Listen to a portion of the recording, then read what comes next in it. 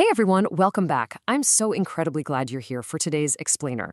If you're a focused learner who loves just cutting through the noise and getting straight to the facts, you are in exactly the right place. Okay, let's just dive right into this. Today, we're taking an insider look at the realities of home buying. It's a topic that carries so much weight, so much expectation, and frankly, a lot of hidden pitfalls. We're going to strip away all those glossy real estate ads and uncover the unvarnished truth about what it really takes to buy and actually own a home today. Think about it for a second. What if everything you've ever been told about buying a house was, well, only half the story? There's this intense, almost suffocating pressure to buy a house out there. We have all felt it. It's supposed to be the ultimate milestone of adulthood, right? But there is a massive tension between the beautiful dream of ownership and the hidden reality of actually keeping that dream afloat. So today, we are going to explore the half of the story that nobody tells you before you sign your name on that dotted line. Section 1. The Homeownership Dream Trap, a shifting reality for a new generation. We need to kick things off by understanding the historical shift in housing affordability, because the current market isn't just tough, it actually creates a unique systemic trap, specifically for younger buyers. Get this, in 2012, the median U.S. home price was right around $220,000. Fast forward to late 2024, and wow, that number has skyrocketed to $420,400. That is nearly double the price in just over a decade. Gen Z and millennials are facing a landscape that is fundamentally different and drastically more expensive than the one their parents navigated. Because of these staggering prices, the median age of a first-time homebuyer has been pushed all the way up to 40 years old. And when you add in the structural financial burdens, Gen Z is carrying an average of $23,000 in student debt, and millennials are carrying over $40,000. The math gets, honestly, pretty bleak. The generation being pressured the absolute hardest to buy, the ones constantly told they need to get on the property ladder right this second, is mathematically the generation that can least afford it. It's kind of like a watering hole out on the savannah. A watering hole is a total necessity, right? Animals literally have to go there to survive. Shelter is exactly the same way. Your need for it is entirely valid. But because predators know everyone has to visit the watering hole, they wait there in the tall grass. The housing industry has forces that benefit enormously from you making rushed, emotional, fear of missing out-driven decisions. Knowing the watering hole is there is survival. Knowing exactly how and when to approach it, well, that's wisdom. Section 2. The true cost of buying. The numbers they don't put in the listing. All right, let's get into the heavy, unvarnished math. The sheer avalanche of expenses that hit you after the ink dries. Take a second and just let this number sink in. $21,000. According to recent data, that is the average hidden cost of homeownership per year, completely separate from your actual mortgage payment. Most buyers never see this coming, at least not until their aging HVAC unit suddenly decides to retire in the middle of July. You're probably wondering, where on earth does all that money actually go? Well, first off, closing costs, 2 to 5% of the purchase price due on day one. On a $400,000 home, that's up to $20,000 just to get the keys. Next up, property taxes, which are relentless and have risen an average of 27% nationwide since 2019 alone. Then there's maintenance. The general rule of thumb is 1 to 4% of your home's value every single year. It's not if the roof leaks, it's when. Then, homeowners insurance is up 24%, with some areas becoming practically uninsurable. And finally, PMI, private mortgage insurance.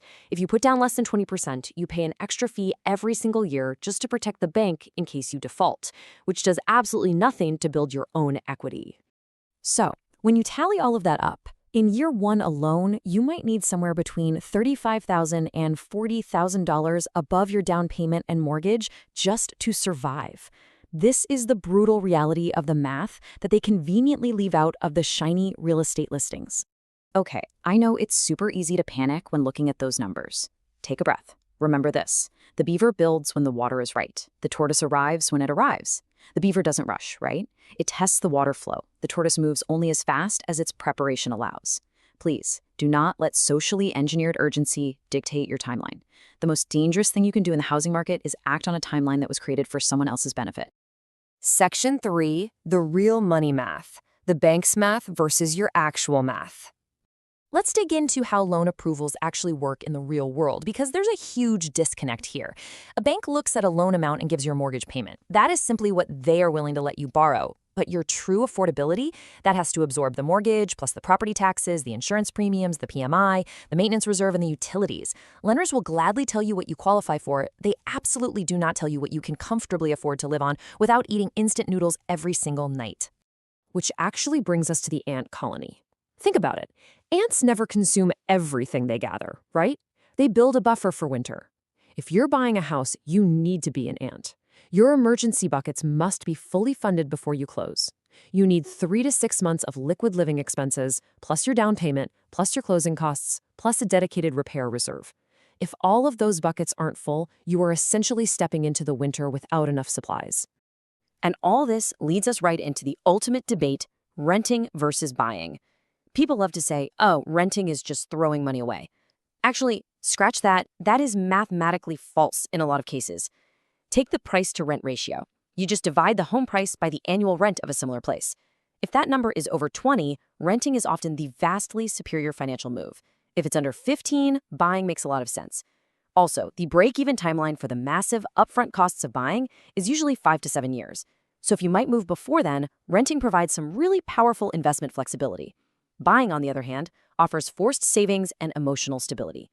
Neither is universally wrong, but the math is intensely local and highly, highly personal.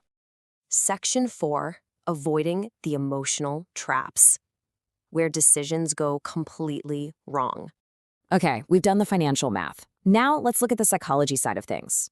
94% of Gen Z and 86% of millennial homebuyers have regrets about their purchase. Seriously, think about how staggering that is. Almost an entire generation feels they made a mistake with the biggest purchase of their lives.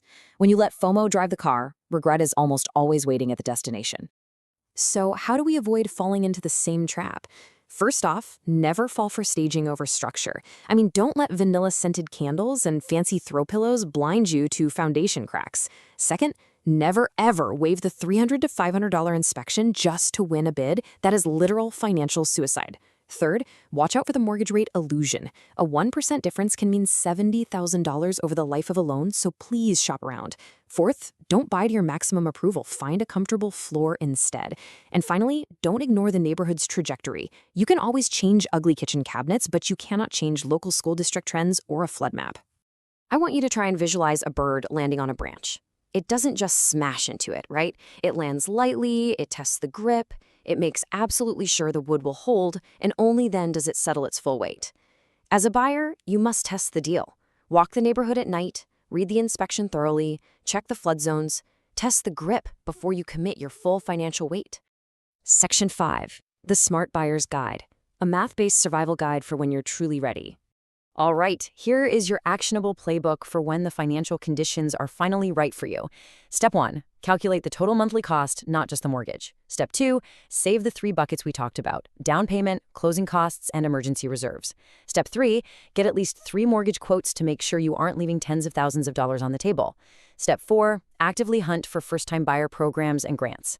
Step 5, think like an investor. Does this home have leverage or rental potential down the line? And step 6, the golden rule: buy the math and the structure, not the fresh paint and the staged furniture.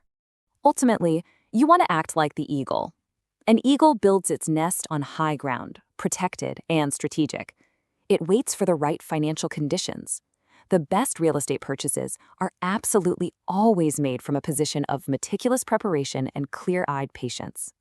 Because at the end of the day, a house is literally just a structure. It's wood, pipes, drywall, the whole shebang. But a home? A home is the peace of mind that comes from the preparation you brought to the decision. The people who regret buying aren't usually bad at math. They were just rushed. Well, you've now seen the full picture, and that puts you leagues ahead of the pack. So I'll leave you with this. Are you ready to prepare, test the branch, wait for your thermal, and build something that truly lasts? Thank you so much for joining me on this explainer. Keep learning, keep preparing, and I will see you next time.